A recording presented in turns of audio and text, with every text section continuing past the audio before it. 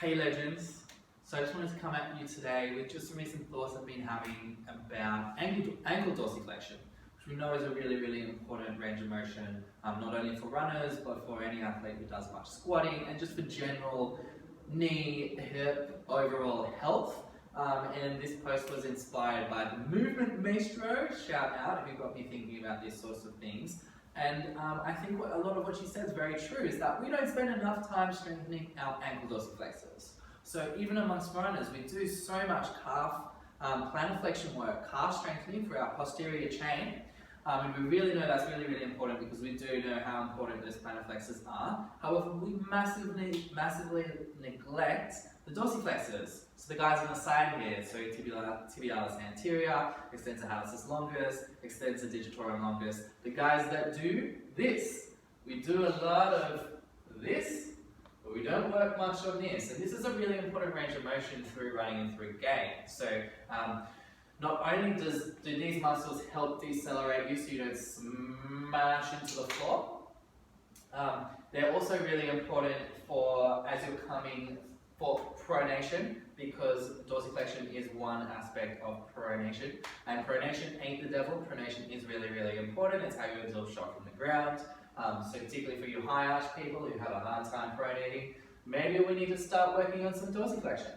And then finally, it's also a really important phase of push-off, because we know that people who have limited ankle dorsiflexion here tend to push off early, tend to do weird bouncy things when they run, or have a hard time getting into their hip, so they might hyperextend through their low back, all those sorts of things.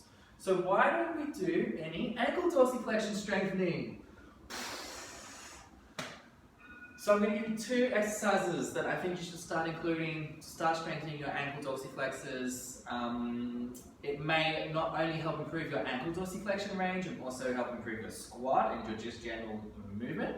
It might actually also take some tension away from your calf if you believe in reciprocal inhibition and all those sorts of things, even though the evidence is a bit wishy-washy there these days. However, if you're going to do this, you should also be able to do this. So, first exercise, basic ankle dorsiflexion mode. However, most people keep it really passive and then they just sort of lean into it. We're just going to contract our ankle dorsiflexors even more at the end range. And how we're going to do that is by lifting on our toes into the air. So the base of my first and fifth toe is still on the floor, so I still have a nice tripod here between my heel base of first and base of fifth toe. However, my toes are in the air. So as I dorsiflex and then lift that up, I feel this massive burn down through the side of my calf and right around into the top of the foot.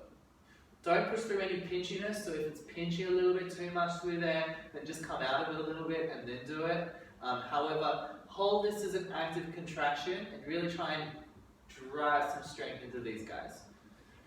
The second exercise I have for you, and this is where the movement measure came in because I saw her post this one, so it's a bit of a steal, is a single leg butt slider, which she calls a butt slider.